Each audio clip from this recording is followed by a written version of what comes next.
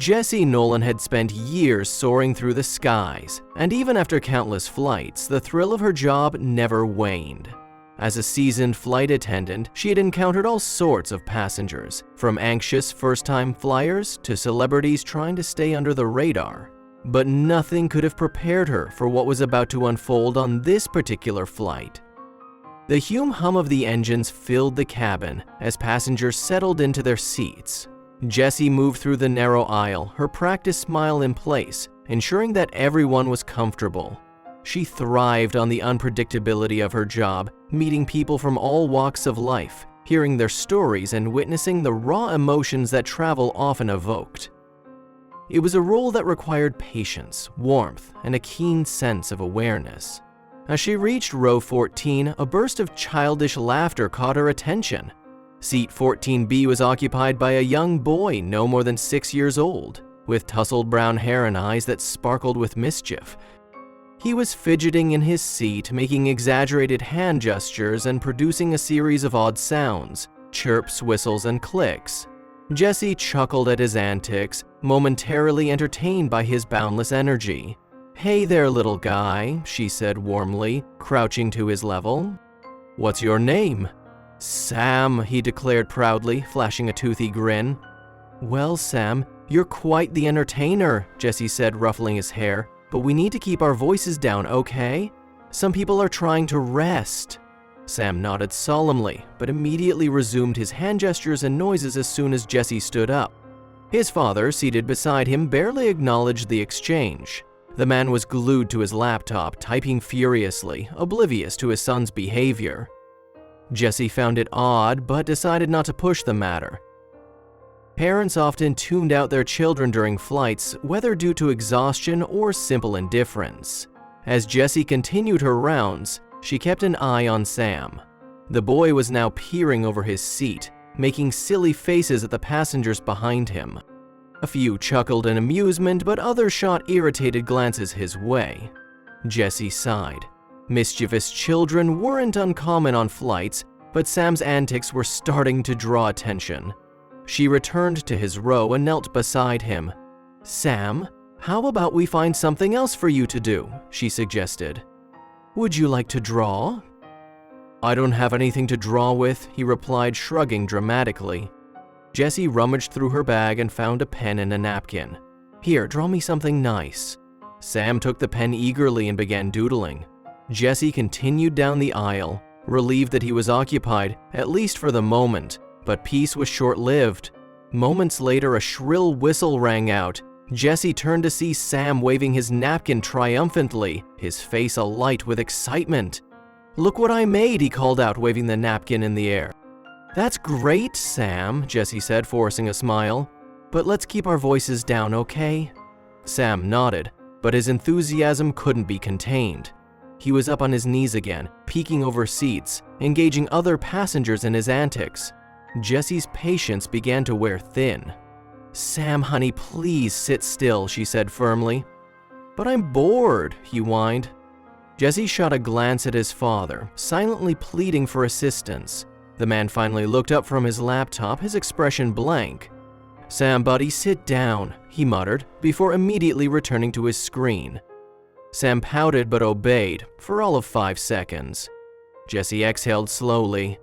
This was going to be a long flight. As the plane taxied toward the runway, Jessie made her final checks. Most passengers were settled in, but Sam was still fidgeting. He had unclipped his seatbelt and was now flapping his arms like a bird, making whooshing noises. "Sam, you need to sit down and put on your seatbelt," Jessie said, her voice firmer this time. Sam hesitated, then plopped down with a dramatic sigh. But just as Jessie was about to move on, she noticed something that made her pause. His hands! They were red.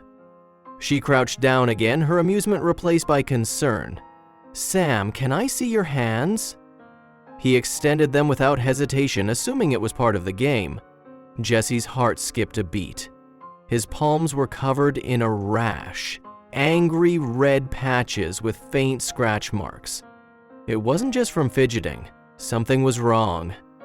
"Sir?" Jessica addressed the father, her tone more urgent. I think there's something wrong with your son's hands.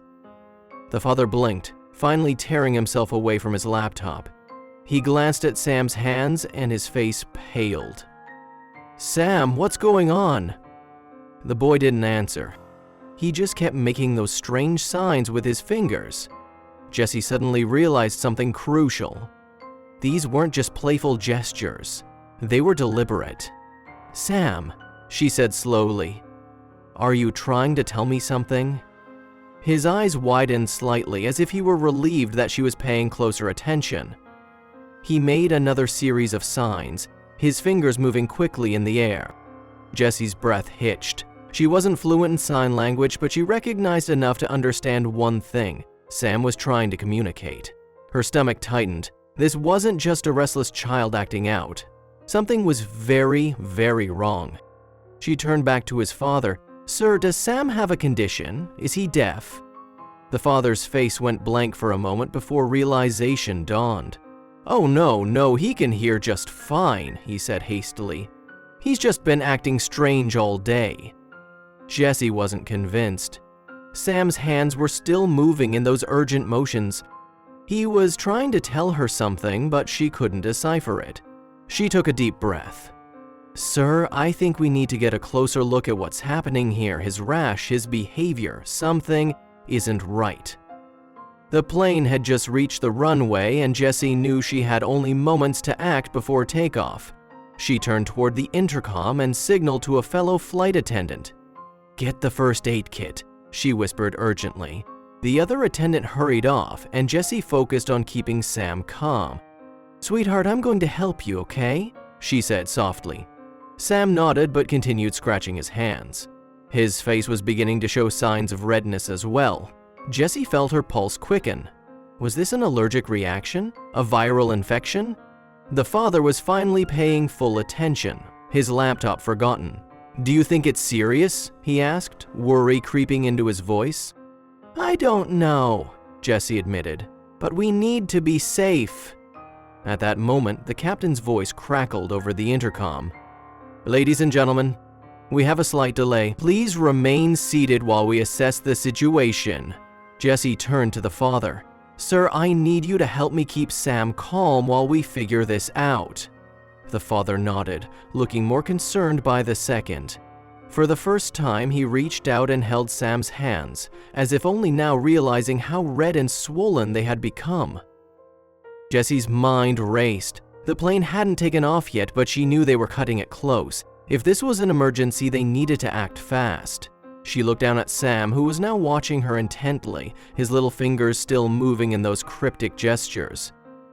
What was he trying to tell her? Jessie's breath hitched as she watched Sam's fingers move in those quick, anxious gestures. A sinking realization crept over her. He was trying to communicate something urgent, but what? She needed help. Jessie quickly reached into her pocket and pulled out her phone, opening the translation app. She typed in sign language translator and held the phone towards Sam. Sam, can you do that again? She asked, her voice gentle but firm. Sam hesitated, but then repeated his gestures. Jessie watched the screen closely, and within seconds, words popped up. Help me hurts. Her stomach tightened. Sir, he's trying to tell us something is hurting him, she said urgently to Sam's father. The man, now fully engaged, took his son's hands, his concern mounting. Sam, buddy, what's wrong? Where does it hurt? Sam made another flurry of signs, and Jessie watched as the words appeared. Hard to breathe. Hot. Panic surged through her. This wasn't just a rash, this was something far worse. Jessie sprang into action. Sir, we need medical attention now. His breathing might be compromised. He could be having an allergic reaction or something more serious. The father's face turned ashen. Oh my God, he did eat something new before the flight. A chocolate bar from a shop. I didn't check the ingredients. Jessie turned to the other flight attendant, who was already relaying the emergency to the captain. We need to get him help before we take off. Within moments, the captain's voice rang over the intercom. Ladies and gentlemen, we have a medical emergency on board. We will be returning to the gate. Please remain seated as we coordinate assistance. The plane, which had been on the verge of takeoff, now slowed, turning back towards the airport. Jessie took quick, shallow breaths, trying to stay calm as she monitored Sam. His breathing had become more labored, his small chest rising and falling unevenly. Passengers whispered amongst themselves, eyes darting toward the scene in row 14. Jessie ignored the murmurs, her focus solely on the little boy whose condition was deteriorating right in front of her. The moment the plane reached the gate, paramedics were already waiting. As soon as the door opened, they rushed inside carrying medical equipment. "We have a 6-year-old experiencing difficulty breathing and a rash on his hands and face," Jessie explained swiftly as the paramedics assessed Sam. One of the medics nodded. "We need to get him off the plane now." Jessie helped unbuckle Sam as his father carried him down the aisle, his laptop completely forgotten. The flight crew and passengers watched in tense silence as the little boy was rushed out of the aircraft. The father turned to Jessie just before leaving. "Thank you. I didn't see the signs. I should have paid more attention." Jessie placed a reassuring hand on his shoulder. "You got him help in time, that's what matters." As they disappeared through the terminal, Jessie let out a breath she hadn't realized she'd been holding. The cabin was silent for a moment before the captain's voice returned. "We appreciate your patience. We'll be preparing for takeoff shortly." Jessie moved back to her station, her heart still hammering.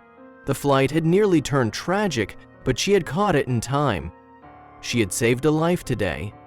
As the plane finally took off into the skies, Jessie couldn't help but glance at the empty seat in row 14, thinking about the little boy who had changed the course of her flight, and perhaps the way she would see her job forever.